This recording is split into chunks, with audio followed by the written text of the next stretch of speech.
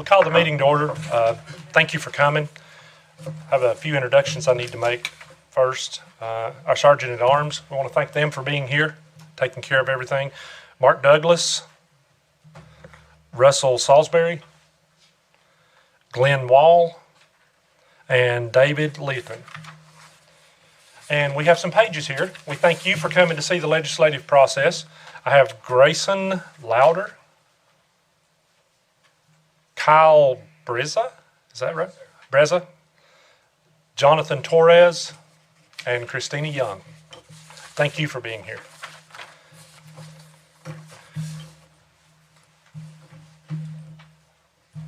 Okay, I need to read a little something on the WebEx. Thank you for joining in person via WebEx or via WebEx. Before we get started, for those of you on WebEx, please keep your microphone muted unless you have been recognized to speak. If you wish to be recognized, please use the chat function to chat with Marissa Turner, my clerk. She will share your request to be recognized with presiding chair. Use only one device to access the meeting. It is important that everyone on the call state their name for the record each time they speak. Please remember that you are on camera and this meeting is being recorded. If you have problems connecting to WebEx, call 919-715-7825. Very good. We're going to go ahead and get started. We're going to take the bill first. Representative Sarah Stevens. Thank you, Mr. Chair. And I have several other chairs. Did you want to present the bill? I don't know. I can do it. Y'all are chairs. That's why I Well, thought it that's was. why I was going to chair so you can present the bill. Oh, okay. Well, I'm good. All right. Well, you're welcome to stay up here, too. We have four sponsors, Representative Pless, myself, Representative Bell, and Representative Jones. We have been involved with the Oversight Committee on Disaster Recovery. We were trying to get to the bottom of why, after 4 or 5 years, we're still sitting on lots and lots of money that has not been expended to get people back into their homes. And most of you may be very aware of that situation. Well, as a result of several of those meetings, we then found out there was one problem that we as a legislature could help fix. And that is the current requirement for the state to bid out for money was that you have to do a competitive bid process if it's more than $30,000. Well, most of these properties are $200,000 to $250,000 with the increased cost of various things. So we have asked, and we consulted with the Office of State Budget Management too, and we are asking that for the simple purpose of the Office of Recovery and Resiliency in court that's doing the disaster relief, being allowed to have an exemption, they only have to competitively bid anything over $250,000. The problem with putting out so many bids for 4,000 homes that they're trying to bid is they were sending them out in packages of 200, and very few builders could handle that and handle it effectively. So this way, they can go more to some general contractors on the ground and in the area. So that's what this bill does, and it's only limited to the purpose of INCOR doing these homes with this disaster relief. I'm happy to answer any questions. My sponsors want to say anything? Do you want to speak? Do we have any questions? Representative Rodow. Rudow, thank you, Mr. Speaker, or Mr. Chair. I'm just curious of kind of what types of projects are we talking about at this level, just to kind of get an idea about what we're talking about. This is like fixing a roof or building a new part of a house. Can you just tell me more about what types of projects these are? Okay, Representative Stevens. Thank you. Things that were small, like you're talking about, have primarily already been done. Some people have gotten buyouts. What we are looking at this point are homes that must be, and a lot of them are modular, must be demolished and then replaced and rebuilt. And they have to meet various certain requirements. Some of them are stick built. All of these are homes. They're all homes. And the bulk, I think, of what's left, and I can defer if you'd like, the bulk of what's left are actual homes that must be rebuilt. Thank you. One other question. Yes, go. Just curious if any worries about guardrails around this project or about misuse of these funds. Just wondering if you have any thoughts on building some systems into this that might stop that from happening. We'll recognize Representative Bell. I think he wants to. Thank you, Mr. Chairman. That's part of the reason the Oversight Committee is there. Trust me, there's a lot of guardrails. There's a lot of accountability to go into this. Then the Oversight Committee on top of that is actually asking the same questions, navigating through. But I would say at this point, there's a tremendous amount. I don't know if there could be a bigger microscope on this program than there is right now. So I feel confident every dollar is being spent accordingly, and then the ones that have not been spent accordingly or the ones left over, I believe there's some clawbacks in place to put those back into the budget. Okay, thank you. No further questions. I believe Representative Stevens had a comment she wanted to make. I was just going to tell you, this is protected by HUD as well. They're constantly getting audited for making sure the money is spent properly. We just want to see it stop being spent on putting people in motel rooms. We spent, was it $15 million on motel rooms rather than getting these people back in their homes. So we want to see the productive use of this money to actually build a home that people can get back into. Are there any Thank other you. questions or comments? Yes, Representative Longest. Thank you, Mr. Chair. I guess my question is just, how did y'all end up settling on the $250,000 cap, and do you think that will appropriately, is an appropriate maximum for the types of projects that remain in the backlog? Representative Stevens. This was requested by the INCOR, that most of their homes would fall in that range. Anything above that, they are more than willing to let out for competitive bid.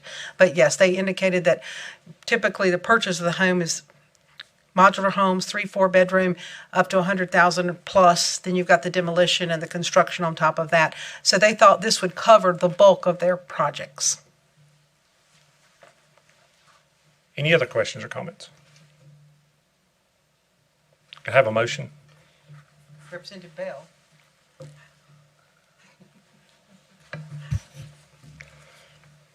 Yes. Mr. Chairman, I'd like to recognize for a motion. Go ahead, Representative Bell. I'd move for February report of House Bill 119. I do not see a PCS, and there is a referral to Rules Council Operations of the House. So I have a motion by Representative Bell for a favorable report for House Bill 119 and referral to rules of the House. All in favor? Aye. All opposed? Motion passes. Thank you. Did they vote online? Just might want to make sure that were they open for vote? Okay. They should have been able to hear the Very good. That's the only bill that we have on the calendar today. Going to recognize Secretary Ray for a presentation from Emergency Management.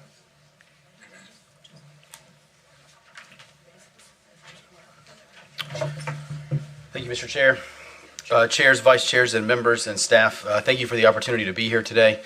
You have a slide deck in front of you. With the time we have allotted today, we're not going to go through every single slide, so you have a number of things that are there for reference, and we certainly want to make sure we stay within time and leave some time at the end for questions.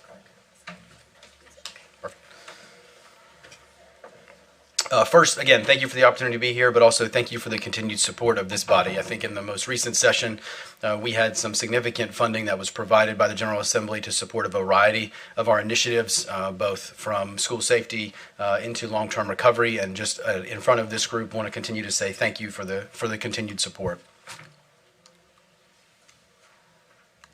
Any magic? There we go. So there's a couple takeaways that I want to have for these first couple of slides that we're going to move through quickly. First is on this slide, as we look at what vision, mission, values are for our agency, where I want you to hone into is whole of community. Everything that we do in North Carolina Emergency Management, both in daily operations, in management of the division, but also in coordination of the State Emergency Response Team, falls under that whole of community approach. It is not a public sector or governmental function, state governmental function alone. It takes public sector, private sector, federal, state, local, tribal, nonprofits, and VOADs to effectively prepare, respond, and recover from incidents that impact North Carolina. The next thing I want to stress is the all hazards focus. I think obviously when you see us, more often than not, it is for specific hazard types, more of the natural hazard type. But there are a lot of incidents that occur across North Carolina daily and weekly that at the end of the day, we are charged with making sure there are state or local efforts in place to be able to respond, whatever the hazard, whether natural or man-made.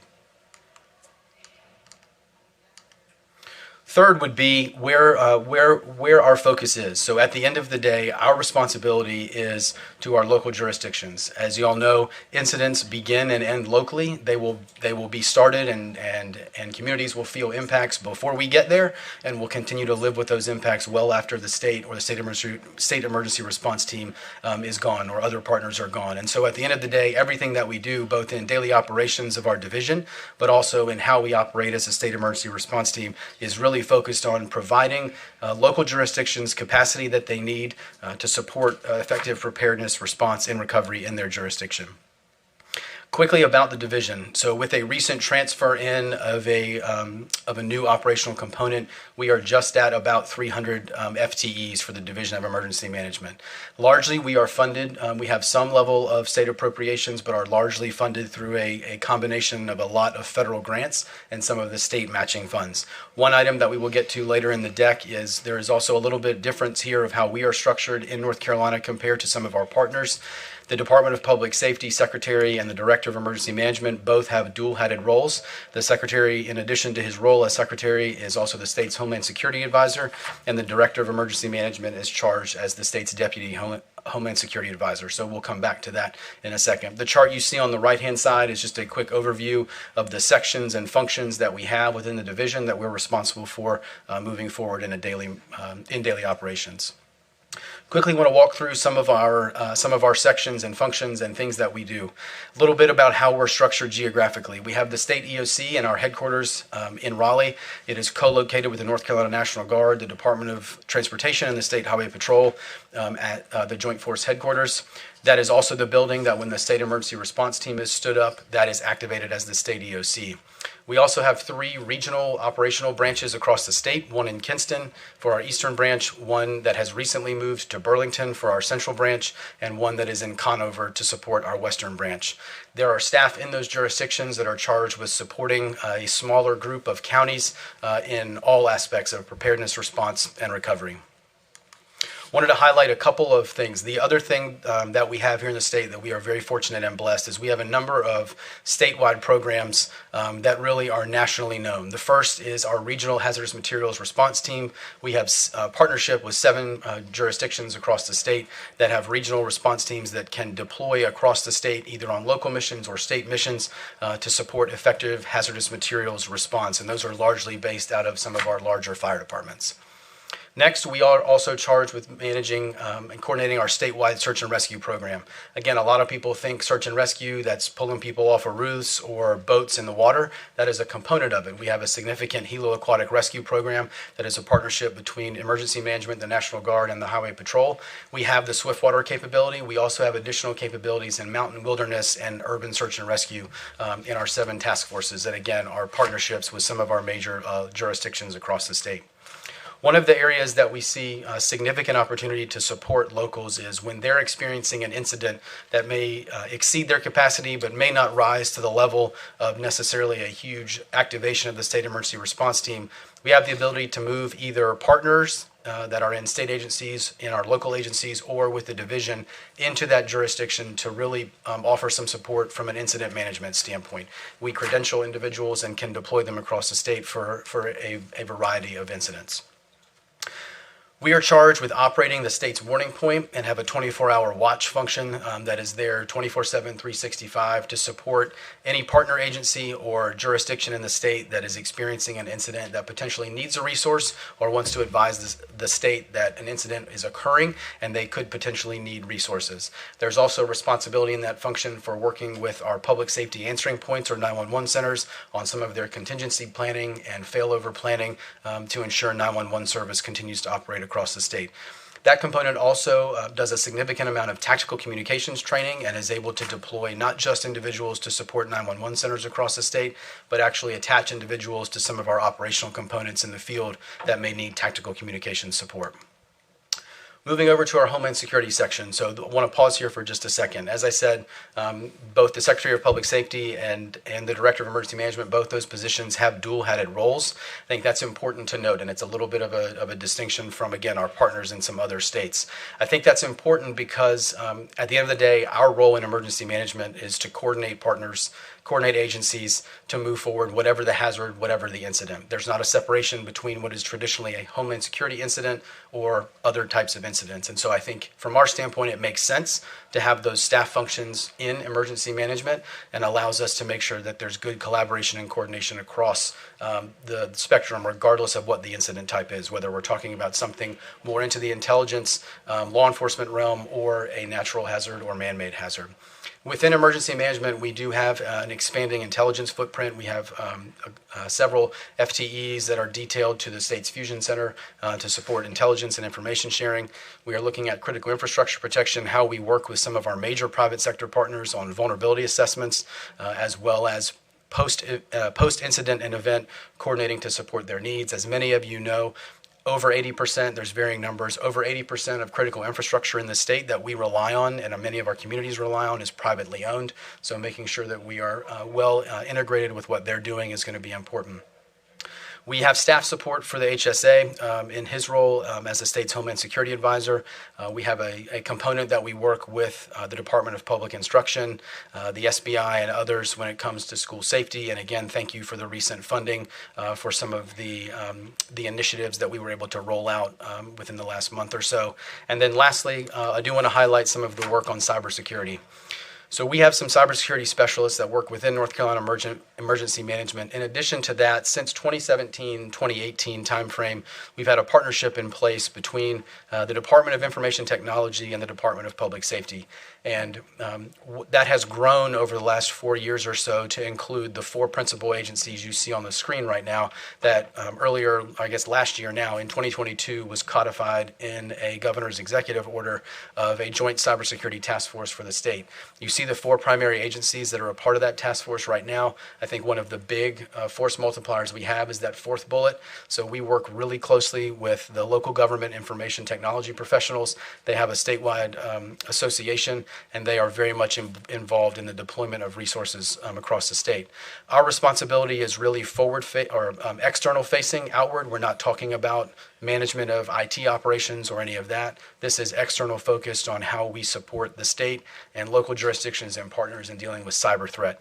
So what that equates to is left of boom, kind of pre-incident. We have a variety of services we can provide from vulnerability assessments, penetration testing, provide training and exercise support there. When an incident has occurred, we actually can put individuals on the road in that jurisdiction or with that partner to help them with cyber defensive operations as well as move into recovery and mitigation for their system. In addition to those 4 primary agencies you see as the 4 kind of major legs of the task force, we do also have embedded with us in our Joint Cyber Mission Center that is located at the State EOC. We have some representatives from the U.S. Secret Service, from the Federal Bureau of Investigation, as well as a couple different components of the Department of Homeland Security. I mentioned a second ago, we recently had a work unit that was transferred into emergency management. Again, this body, I think, recognized many years ago the importance of behavioral and mental health, especially for our public safety and first responders, and so had funded the integrated behavioral health program that had lived within the Department of Public Safety's HR function for many years. Recently, with some discussion with DPS leadership and with some wider partners in fire, EMS, as well as law enforcement and our 911 community, as well as looking at making sure we can support our emergency managers across the state. The decision was made to move that component into emergency management because our role really is all hazards, wide-ranging incident coordination. And so that program was narrowly focused on law enforcement when it was first transitioned in. We are still maintaining that law enforcement focus, but have a roadmap to expand that program to be able to provide mental health support to other aspects of first responders and the wider public safety community across North Carolina that we know every day deal with significant impacts and strain. So I think we were excited about having that group transferred in. From a partnership engagement standpoint, I think the one, back to the whole of community approach, I think this is a perfect example of that in action. North Carolina has had a business emergency operations center and private sector outreach function for many years.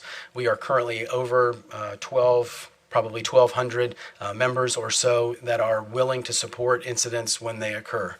We have a very small space at the EOC where some of them can come, but they have been operating in a largely hybrid virtual environment for many years, and we have seen and been the beneficiaries of their support through all of the incidents that the state has confronted over the last number of years. We're very proud of what a small but mighty team does when it talks about integrating our private sector partners within what we do both in daily operations as well as during a response. We truly could not do what we do without their engagement.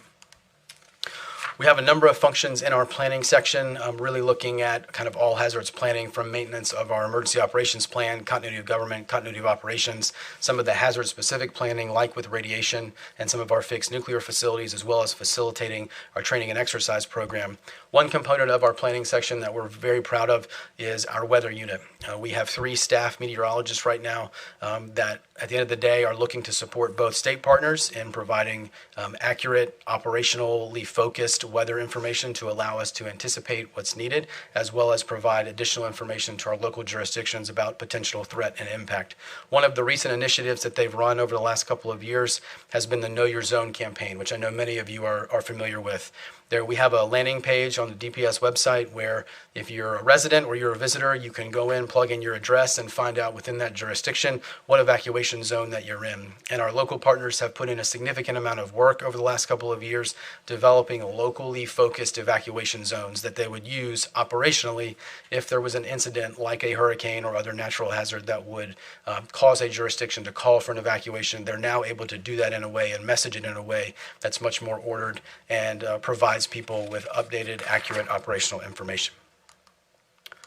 As we move through the emergency management continuum, we also want to talk about where we are in disaster recovery. So we manage the federal public assistance and individual assistance program when there's a federally declared disaster. We have a section that is responsible for that. They've done a significant amount of work. I have learned more about debris and mosquito abatement than I ever thought I would ever know. But these are some examples of some efforts that our team has made to hopefully alleviate the impact on a jurisdiction as they work through recovery. We've put in a lot of time and effort and worked with partners to get some pre-positioned disaster contracts for a variety of services. A couple of those highlighted there are ones that have actually made a significant difference in some of our recent events. The other component that we've recently moved into, and again, thank you again to this body for providing some of that funding, is both for the Tropical Storm Fred package, as well as the recently funded 2 state-funded disaster mitigation and transportation infrastructure resiliency funds. Both of those funds were approximately $15 million apiece. We have really been able to move the mark with state funding on supporting fast recovery efforts in jurisdictions that have been impacted by events. Just to give you a little bit of an idea of scope, these are some of the recent federally declared incidents and some of the current costs that we have, primarily from a public assistance standpoint, but these are dollars impacted to North Carolina for these incidents. And this, again, just paints a picture a little bit of the scope that our team, as well as many of our local jurisdictions, continue to deal with. Lastly, we have a group that is focused on hazard mitigation. Most of this is implementation of the federal hazard mitigation grant program out of FEMA. This includes both non-disaster programs, which you'll hear them refer to flood mitigation assistance, pre-disaster support, or our Building Resilient Infrastructure in Communities, or BRIC program that is new from FEMA. That's my time. The other focus is on the disaster programs. We have approximately 19, between those 2 lines of effort, we have approximately 19 or 20 open disaster programs that fall into a hazard mitigation bucket right now. It's a significant amount of funding and a very disparate group of federal grants to all manage together. With a recent reorganization, we've acknowledged that there needed to be some efficiencies when it comes to collaboration of internal components, and so we have stood up another work unit within hazard mitigation that is focused on flood mapping, managing the FIMAN system with which many of you are familiar, as well as some of our flood insurance program and geodetic survey components. Lastly, we do have a robust component behind the scenes that keep the division rolling every day in our administration and logistics function. We currently have 2 significant regional warehouses, one in Baden, North Carolina, and one that has just been moved out of Tarboro into the Burlington area, co-located with our central branch office that we just noted. Lastly, I would say, and then I'm happy to take questions, as we look over the horizon at potential challenges, I think, as I said, we are largely reliant on funding what we do from a variety of federal grants that have ever-evolving and changing requirements. And so every year trying to thread that needle to make sure we can maintain continuity of the division, I think, continues to be a challenge. We've talked, I know, at length in this building about some of the recruitment and retention challenges when it comes to our workforce, as well as making sure we have the right tools and levers to pull on to move our programs as quickly as possible. So, again, thank you very much for the opportunity to be here. Thank you for the time, and happy to pause for questions. Does anyone have any questions for Director Ray? Representative Ruda? Thank you, Mr. Chair. Just curious and trying to wrap my head around this kind of all the different kinds of emergencies you all respond to, and would be curious to hear if there are any types of emergencies that you see as costing the state more money in recent years or costing more loss of life. Just trying to wrap my head around what's kind of emerging threats and what we should be aware of. Director Ray? Thank you, sir. I think great question. I think obviously, and as was just referenced with the bill that was just moved forward, I think natural hazard, tropical hazard, weather threat here in the state continues to have a significant financial impact on our residents, and that's something we continue to need to maintain at top of mind. I think as we look over the horizon and start to anticipate other event types, I think some of our recent events related to critical infrastructure, related to cyber, we're going to continue to see those, and we're going to continue to see the impact of those grow. And so I think for us, our concern is, one, maintaining an appropriate focus on the existing threat and hazards we know and we have in front of us and the ones that we deal with regularly, but also know that as we look at critical infrastructure, as we look at the cyber threat, those are incidents and risk types that move much faster and much differently and have a significant financial or downstream cascading impact for our communities. So I think from an organizational standpoint, as we look at future development of needed capabilities, needed resources, needed staff, I think we're keeping both of those sides of the coin in mind to articulate kind of what we feel like we need moving forward. Thank you. Any other questions from the committee? Okay, our business is concluded. That'll end the committee. Thank you. Have a great day.